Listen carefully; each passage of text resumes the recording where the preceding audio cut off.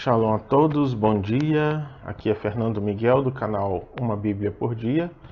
Hoje vamos falar sobre os versículos adulterados das Testemunhas de Jeová. E para isso eu trouxe aqui, uma Bíblia, tá? Interlinear em hebraico, grego e inglês.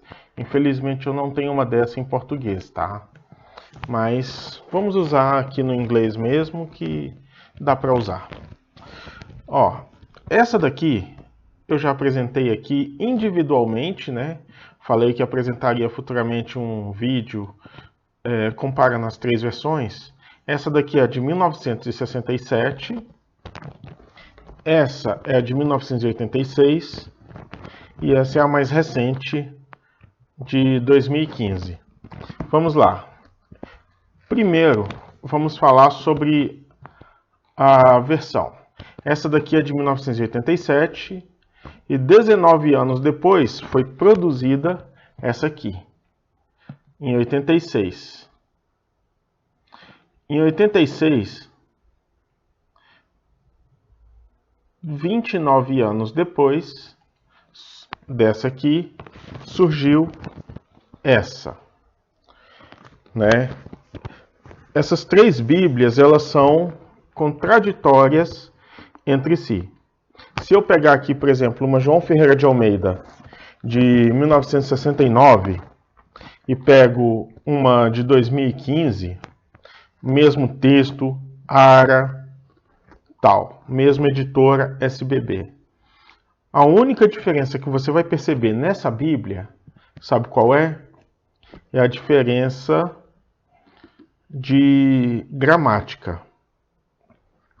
Por que eu falo isso? A diferença de gramática, ela é uma diferença da Bíblia, porque a gramática evolui, né?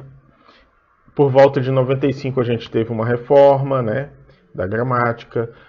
E em 2009, se não me engano, tivemos outra reforma da gramática. Então, as Bíblias, por exemplo, da Sociedade Bíblica, elas passam pela atualização de acordo com a nova gramática, tá? Mas o texto não é contradito. Por exemplo, se tem lá uma palavra que antes era com hífen e hoje já não se escreve mais com hífen, mas se escreve com dois R's, por exemplo, a Bíblia Almeida de 95 já não vai mais servir em relação à gramática de hoje, né? Então, se ela tinha essa palavra com hífen lá, na de hoje, eles vão escrever essa mesma palavra, vão corrigir colocando o R. Por que eu estou enfatizando isso? Porque a correção gramatical, a adequação na língua é necessária. Mas o que esse povo aqui fez foi uma coisa terrível, vai além da questão da gramática, né? Vou começar com um versículo mais conhecido, que é o de João, né? Vou mostrar para vocês aqui, Pena que eu não tenho um marca-texto aqui, mas eu vou mostrar. Aqui, Não sei se vai dar para ver aí, né? Se vocês observarem, pausar o vídeo e observar aí, vocês vão perceber o erro nessa Bíblia, né?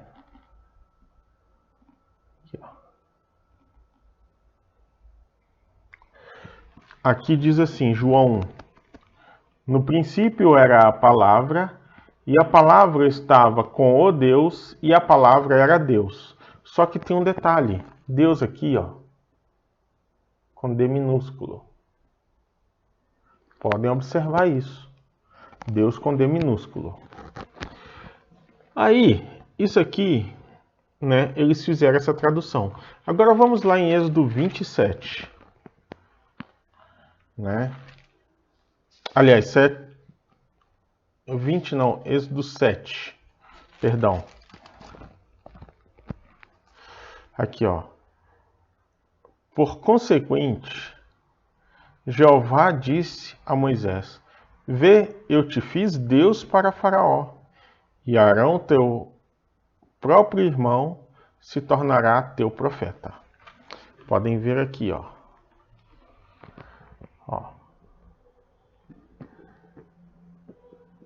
Eu te fiz Deus para Faraó. Por quê? Eu quero que uma testemunha de Jeová comente aqui, né, nos comentários. Por quê? Para Jesus, o Messias, vocês colocam Deus com D minúsculo, mas para Moisés, Deus com D maiúsculo. Aí eles falam, não, isso aí foi coisa dessa Bíblia, né, dessa versão aí. Será? Vamos abrir na mesma ordem os mesmos textos, né? Aqui João.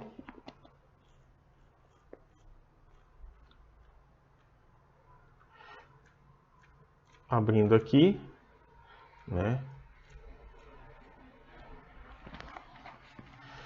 Olhem. Aqui já está com um marca-texto, ó. Podem ver aqui, ó.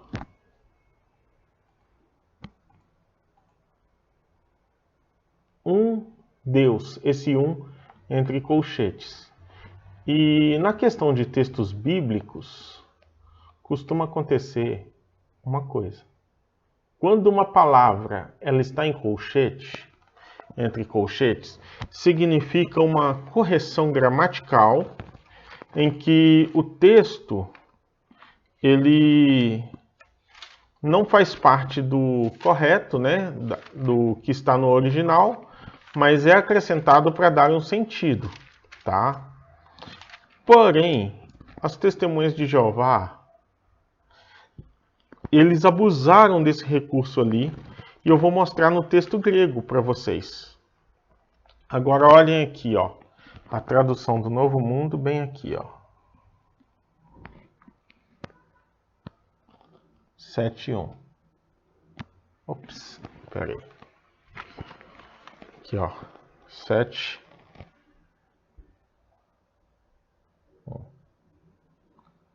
Eu te fiz Deus com D maiúsculo. Podem observar. Né? Eu te fiz Deus com D maiúsculo. Ah, mas o erro persistiu aí porque as pessoas lá e tal. Vamos dar uma olhada aqui, né? Vamos abrir aqui em João, capítulo 1. Né?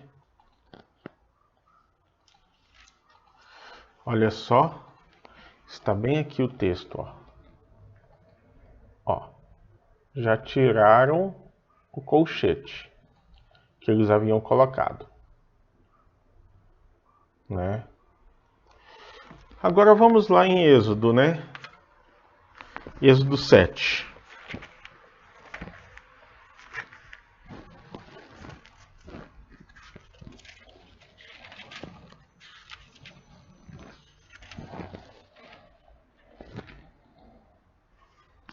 O erro continua aqui, ó. Podem observar aí, tá? Fiz Deus com D maiúsculo. Então não adianta tapar o sol com a peneira, porque essa tradução ela foi totalmente manipulada para diminuir a pessoa do Messias e exaltar Moisés. Agora vamos olhar aqui, ó, no texto grego, né? Vou abrir lá em João capítulo 1.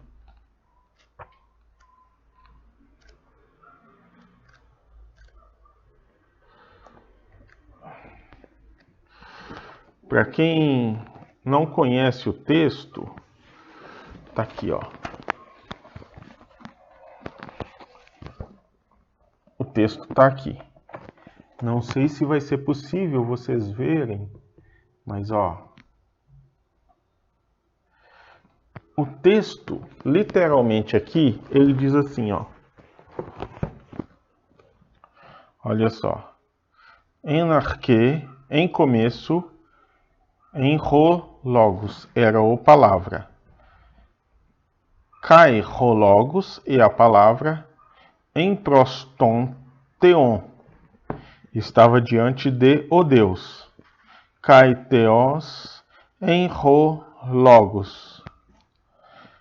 E Deus era a palavra. Ou, no sentido correto, e a palavra era Deus. Né? Não existe aqui o artigo indefinido. Agora, vamos abrir lá em Êxodo, capítulo 7. Né?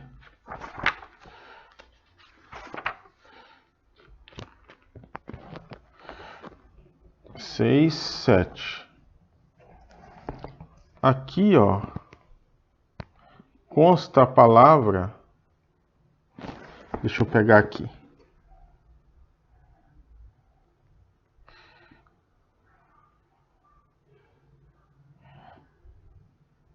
Elohim. Elohim le faraó. Ve'aron.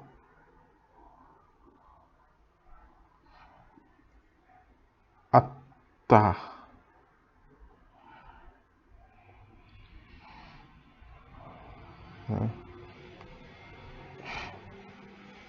Tal, né?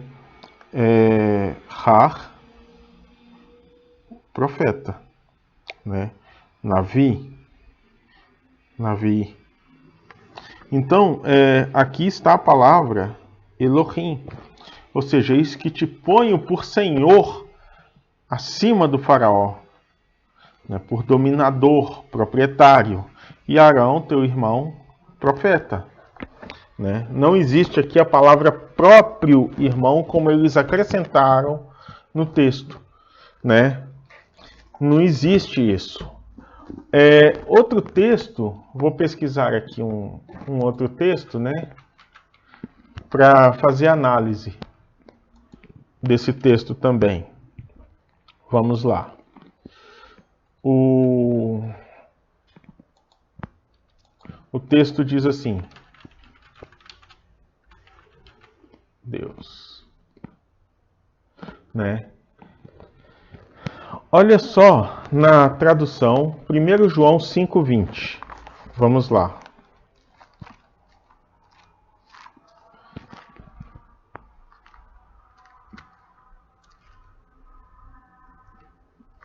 Primeiro João 5,20.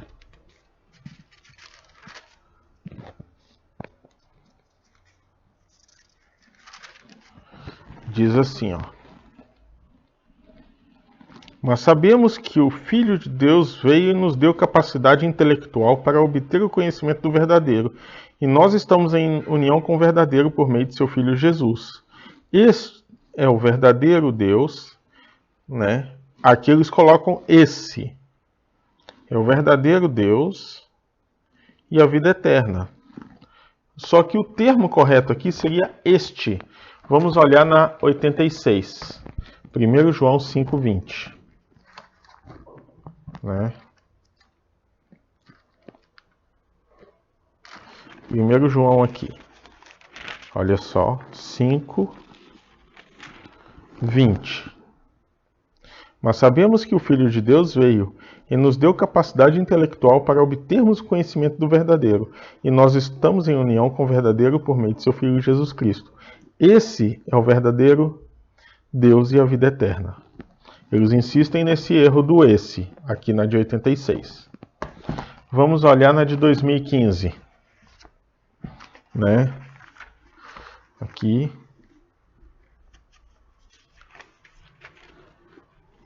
Diz assim, ó: E sabemos que o Filho de Deus veio e nos deu entendimento para podermos obter conhecimento daquele que é verdadeiro. E nós estamos em união com aquele que é verdadeiro, por meio de seu Filho Jesus Cristo.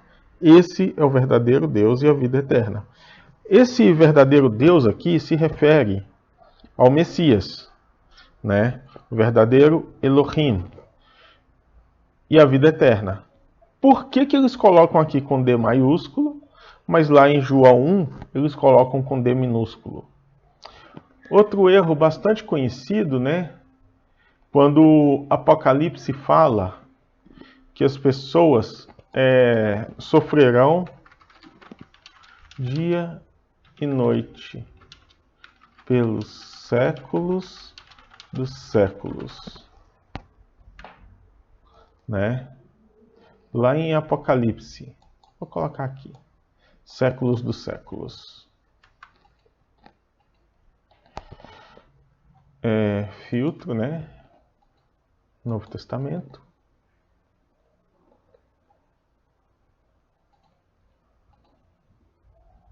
Achar o texto de Apocalipse.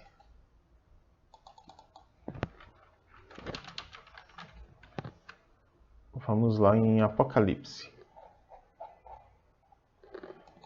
13 vezes a palavra dia e noite. Né? Apocalipse 20, 10. Eles falam, eles são aniquilacionistas, né? Vamos ver o que diz aqui na tradução do Novo Mundo de 1967. Apocalipse capítulo 20, versículo 10. Diz assim, E o diabo que os desencaminhou foi lançado no lago de fogo e enxofre, onde já estavam, né, entre colchetes, tanto a fera quanto o falso profeta, e serão atormentados dia e noite para todo sempre. Como eles podem ser aniquilacionistas se aqui está para todo sempre? Né? Não tem como. Vamos olhar de 86, o mesmo texto. Se a gente for olhar aqui no glossário deles, vamos perceber que eles são aniquilacionistas. Diz assim, 86. E o diabo e os que o desencaminhava foi lançado no lago de fogo e enxofre, onde já estavam tanto a fera como o falso profeta, e serão atormentados dia e noite para todo sempre. Né? A de 2015, como está?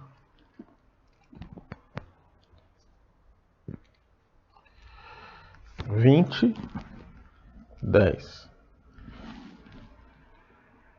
E o diabo que as enganava foi lançado no lago de fogo e enxofre, onde já estavam, aqui já está sem colchete, tanto a fera como o falso profeta, e eles serão atormentados dia e noite para todo sempre. Aí, se a gente for olhar estudos que eles têm aqui sobre questão de inferno de fogo e tal, eles vão negar isso, né? Eles são aniquilacionistas, ou seja, a pessoa vai lá para o lago de fogo, sofre por um segundo e é apagado da existência. Essa é a doutrina das testemunhas de Jeová. E as trombetas do Apocalipse acabaram de tocar aqui. Né? Então, é a crença deles, né? Dessa forma. E com isso a gente tem essa percepção que eles não conhecem profundamente a própria tradução. Eles conhecem versículos chaves, tá? Todas as testemunhas de Jeová vão conhecer versículos chaves para amparar a crença deles. E com esses versículos chaves, eles acham que conseguem englobar toda a Escritura. Mas a maioria sequer jamais leu a Escritura completa. Nem a deles, nem a Almeida, nem nenhuma. Nem católica, nem protestante. Então, o que acontece? Essas Bíblias, assim, elas são produzidas para não serem lidas. A leitura delas se torna maçante desde o começo, né? Se a gente começar aqui, em Gênesis 1, né, você vai perceber que é uma leitura muito maçante, feita para a pessoa desistir no meio do caminho. Tá assim, no princípio Deus criou os céus e a terra. Ora, a terra mostrava ser sem forma e vazia, e havia escuridão sobre a superfície da água de profundeza. Ou seja, eles colocam mais palavras do que tem. Isso torna a leitura mais maçante, mais desanimadora. E a força ativa de Deus movia-se por cima da superfície das águas. E Deus passou a dizer, né? Tá vendo que não faz sentido? Venha a haver luz. Então veio a haver luz e depois viu Deus que a luz era boa. E Deus fez a separação entre a luz e a escuridão, né? E Deus começou a chamar a escuridão e Deus,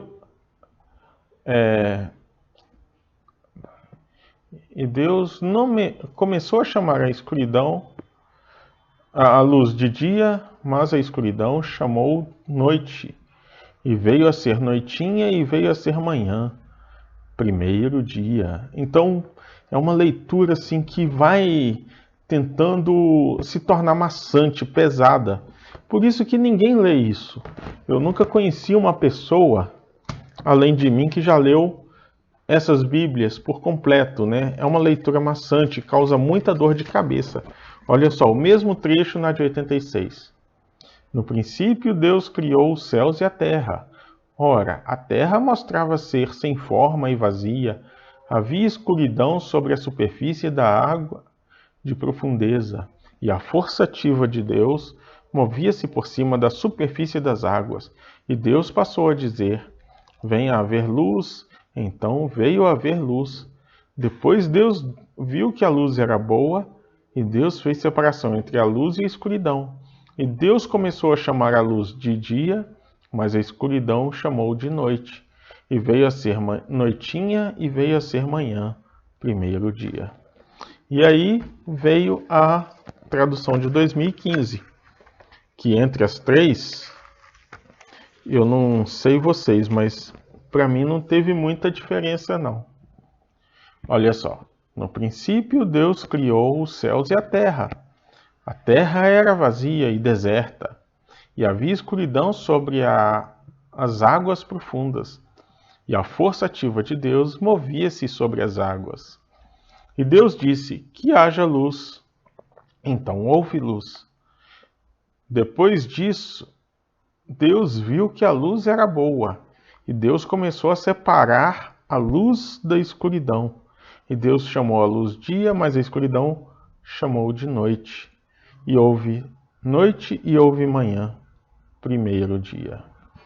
Então você vê que eles até começam bem, mas depois a coisa vai desandando, né?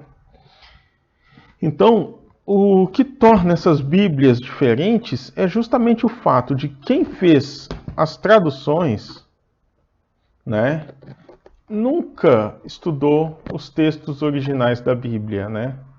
E Charles Russell,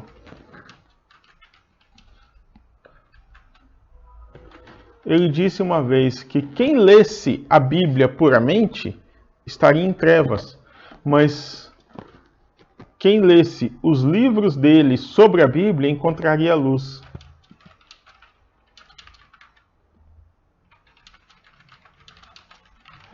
Quer ver? Estou procurando a frase aqui, né? E ele afirmou, né, que quem estudasse a Bíblia, né, ele declararia estar em trevas, mas quem procurasse estudar os livros que ele escrevia sobre a Bíblia estaria em luz. Então isso mostra que Charles Russell morreu em trevas, porque ele precisou ler a Bíblia para fazer os livros, né? Então, ele não conhecia as Escrituras, não teve um encontro genuíno com Deus, né? E outro ponto importante, isso aqui é sobre a história mesmo das Testemunhas de Jeová, é que foi uma seita que surgiu inicialmente como os estudantes da Bíblia, né? E com o surgimento dessa seita, eles tinham um pouco mais de 3.000 pessoas ali. E falavam, nos idos anos 800, que Jesus voltaria em 1914. fizeram as contas mais doidas lá, marcaram a volta de Jesus para 1914, né?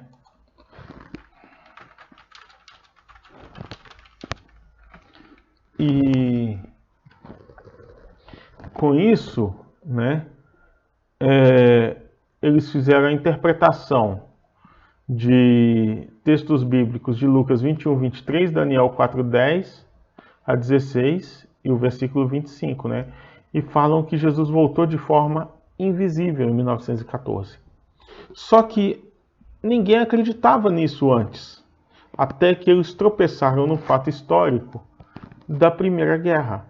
E com o estouro da guerra, o que aconteceu? A seita, que tinha pouco mais de 3.000 pessoas, conseguiu se espalhar para o mundo e alcançar mais de 3 milhões de pessoas ao redor do mundo, só naquela época. E é uma das seitas que mais cresce hoje em dia, né? Então, eles creram nisso, e quando ocorreu a guerra, eles acabaram crescendo de uma vez.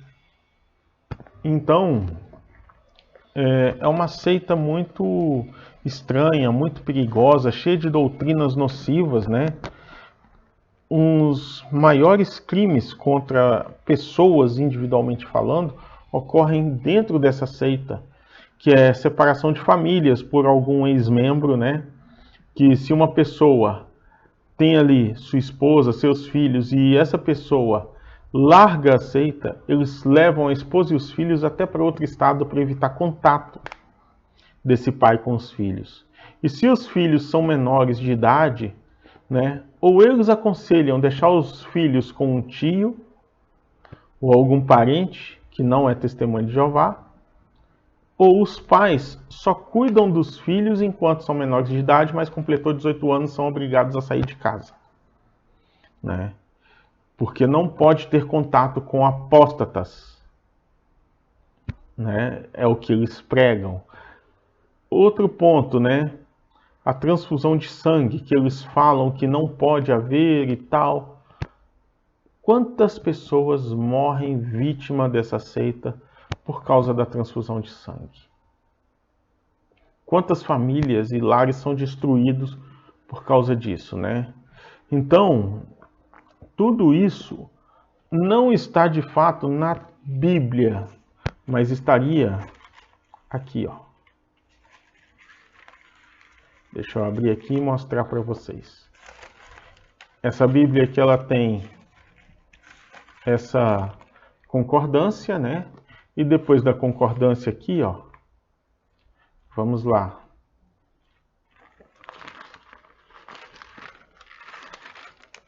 Eles têm esses apêndices aqui. E entre os apêndices, estudos, referências, né? Mapas. E aqui eles falam. Nessa daqui, ó, seria mais visível, porque, ó,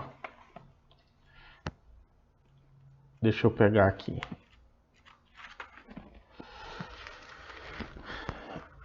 Eles colocam assim, ó. Deixa eu pegar. Tópicos bíblicos para palestrar. Alma. O que é alma? Diferença entre alma e espírito, né? Comemoração da missa. Criação, cronologia, cruz, curas, línguas, ecumenismo, falsos profetas, feriados e aniversários que eles não comemoram, né? Eles falam que é pecado comemorar. A igreja, imagens, inferno, Hades, eles colocam aqui. Não há lugar literal de tormento em fogo, né? Mas eles se esqueceram daquele texto. Porque é símbolo de aniquilamento, né? Aqui está em letrinha miúda, diz assim, ó. Decepamento na morte é simbolizada pelo fogo. Impenitentes destruídos para sempre por fogo, né? Tormento ardente de Satanás é a morte eterna. Aí eles usam o texto de Apocalipse 20:10, né? Relato bíblico, relato sobre Rico e Lázaro não prova tormento eterno. Bem, nem fogo nem sede de Abraão eram literais. Favor de Abraão também é contrastado com as trevas. Aniquilamento da Babilônia é chamado de tormento. Aí eles ficam querendo distorcer, né? Mas vamos pegar aqui sobre sangue, né? Estou procurando aqui. Ressurreição, sábado, sangue. Aqui, ó. Transfusão de sangue viola a santidade do sangue. Noé é informado que o sangue era santo e vida, né? Vamos lá. Gênesis 9, 4. Gênesis 9, 4 e Gênesis 16, né? Vou abrir aqui a Bíblia. Gênesis 9, 4. A carne, porém, com sua vida, isto é, com seu sangue, não comereis. Vamos ver se é o versículo 16 aqui, né?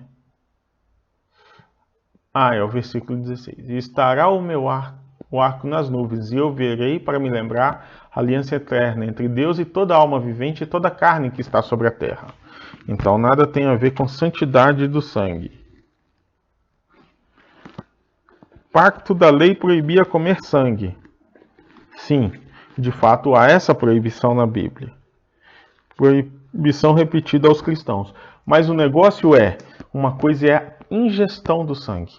Outra coisa é inserir o sangue em alguém para lhe salvar a vida.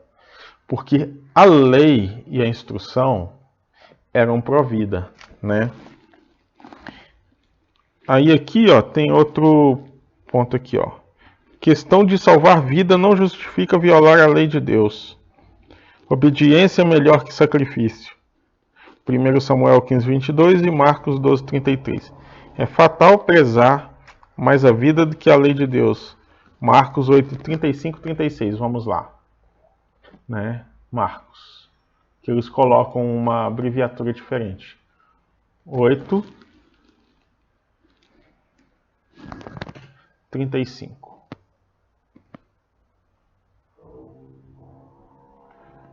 Aqui, ó, porque qualquer que quiser salvar a sua vida, perdê-la-á. Mas qualquer que perder a sua vida por amor de mim e do Evangelho, esse a salvará. Pois que aproveitaria o homem ganhar todo mundo e perder a sua alma? Isso aqui não fala da questão de sangue, tá? E nem de desobediência à Torá. Mas ele está falando de colocar qualquer coisa acima do Criador, né? E o outro texto que ele usa é 12:33, né? 12:33 diz assim, ó. E que amá-lo de todo coração, de todo entendimento, de toda alma, de todas as forças, é amar o próximo como a si mesmo. É maior do que todos os holocaustos e sacrifícios, né? Que ele está falando aqui, né? O primeiro mandamento de todos é: ouve Israel, Adonai é nosso Elohim e Adonai é o único, né? É um. Amarás ao Senhor teu Deus de todo o teu coração, de toda a tua alma, de todo o teu entendimento, de todas as suas forças. Este é o primeiro mandamento. E o segundo é semelhante a este: amarás o teu próximo como a ti mesmo. E não há outro mandamento maior do que estes. E o escriba disse-lhe: muito bem, mestre, em verdade, que há um só Deus e que não há outro além dele. E que amá-lo de todo o coração, de todo o entendimento, de toda a alma, de todas as forças, e ao próximo como a si mesmo, é mais do que todos os sacrifícios e holocaustos. Ou seja, o que está falando aqui, né, nada tem a ver com obediência melhor que sacrifício em relação ao sangue. Porque se não há a pessoa viva para obedecer, como haverá obediência? Então, nada está acima da vida. E aqui eles distorcem o texto para poder dizer, tá vendo? Não pode salvar a vida da pessoa usando o sangue, né?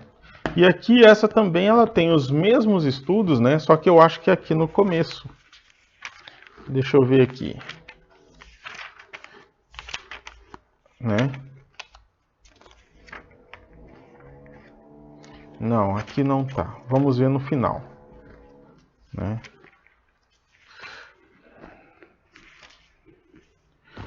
Deixa eu ver aqui.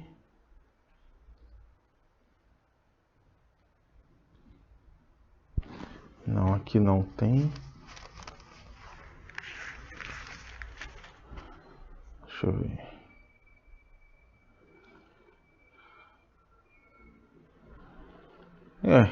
Essa aqui não vai ter um estudo sobre o sangue, né?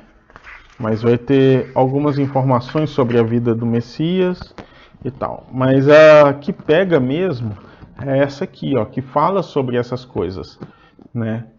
E essa questão, né, de não ingerir sangue não significa não salvar a vida, tá?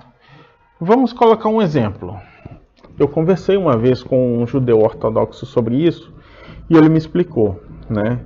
Falou assim, olha, a gente normalmente não se alimenta de carnes impuras. Isso é fato.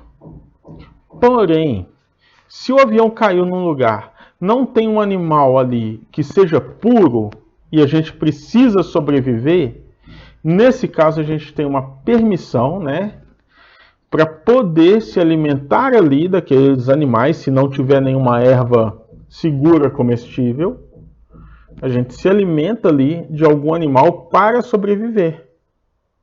Porque a vida está acima da instrução.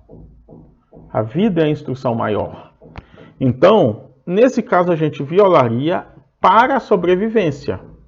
Depois faria todo o ritual de purificação, tal, né? Uma coisa lá que ele me explicou mais ou menos. Porém, a pessoa ela não vai se deixar morrer por causa da Torá. Foi aquilo que o Messias disse. O homem não foi feito para o sábado foi feito para o homem. Ou seja, o homem não foi feito para repousar no sábado, mas o sábado foi feito para o repouso do homem.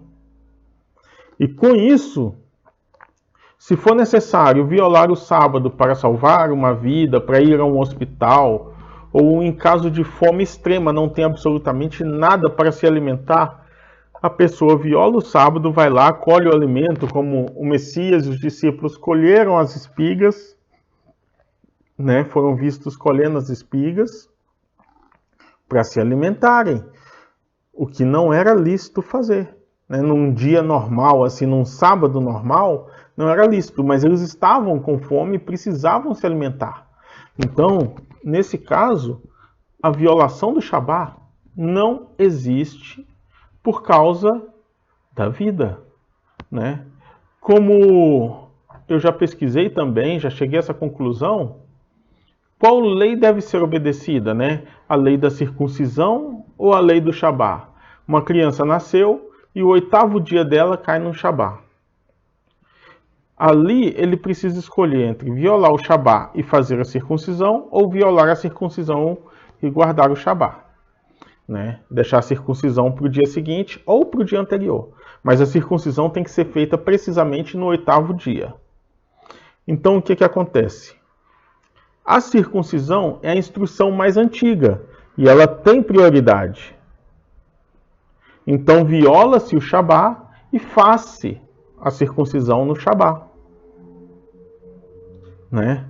Então, o que é mais importante? A vida ou a instrução? Você vai deixar um paciente morrer no hospital porque ele não pode receber uma transfusão de sangue? Uma coisa é a ingestão. Né? Você não vai ingerir uma coisa ruim para você. Agora, outra coisa é inserir para salvar uma vida. Eu nunca precisei, mas se um dia eu precisar, eu quero que faça em mim a transfusão. Estou deixando esse vídeo aqui já registrado isso. E se alguém precisar e eu puder doar, com certeza eu doarei sangue.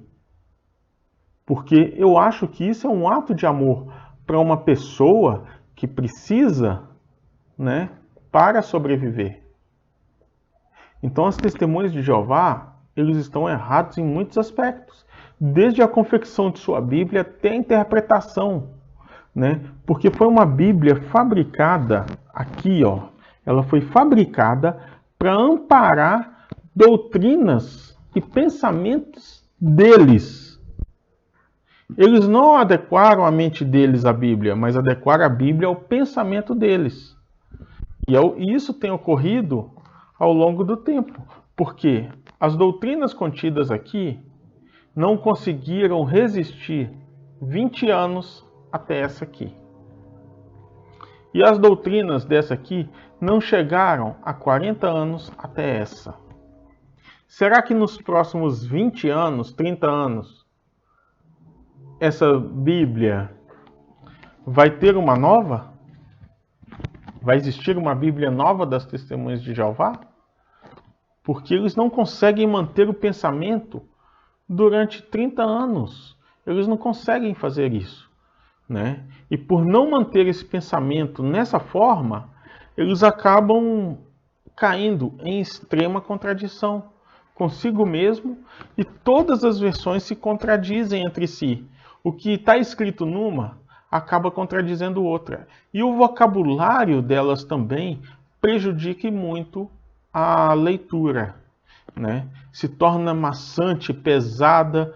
É uma Bíblia assim que dificilmente alguém consegue ler de capa a capa, por causa de um vocabulário que dá uma volta, enquanto às vezes o que está escrito é muito mais simples, né? Eles e foi noitinha e foi manhãzinha, quando simplesmente anoiteceu, amanheceu. E Deus passou a dizer. É muito mais fácil Deus disse, ou Deus, dois pontos, em algumas versões, né? Deus, dois pontos, haja luz, né? Ou se não, Deus disse, haja luz, e houve luz, né? Ou seja, tem diversas maneiras de colocar isso resumido. Jó disse, Jó, dois pontos. Jesus disse, Jesus, dois pontos. Não, Jesus passou a dizer. Gente, isso acaba tornando a leitura muito prejudicial, e às vezes o vocabulário também, né? Essa questão de aumentar palavras numa frase ali, palavras que não tem no texto original, isso tudo aí prejudica a leitura e a compreensão. E a Bíblia não foi feita para ser essa coisa assim de leitura complicada e complexa. Ela foi uma coisa feita para relatar uma história da forma mais direta possível. E ela é direta. Se eu começar a ler aqui Gênesis, Bereshit bara Elohim, no princípio Deus criou. Ou criou Deus, os céus e a terra. Pronto, né? Não, mas eles querem incrementar demais e tal. Não é à toa que essa Bíblia, desde 1967, é tratada apenas como paráfrase, né? E essa Bíblia, ela não é uma Bíblia saudável em nenhuma das versões. Ela é uma Bíblia que prejudica muito essa leitura, e por causa disso ela acaba sendo nociva. A quem eu recomendaria esse tipo de Bíblia? Apenas colecionadores e apologetas, porque nem mesmo teólogos de outras áreas ou pessoas comuns eu não recomendaria, justamente pelo fato dela não ser uma boa Bíblia, certo? Então seria só isso, gente. Vamos encerrar por aqui, tá? Quem quiser aí, se inscreva no canal, curta, compartilhe o vídeo aí nas redes sociais, principalmente com as Testemunhas de Jeová, se alguém quiser, né, ou conhecer. E compartilhe aí, né? Também, quem quiser fazer alguma contribuição financeira, faça por meio da chave Pix, que está aqui no final do vídeo e na descrição aqui embaixo, tá certo? Um grande abraço a todos. Shalom.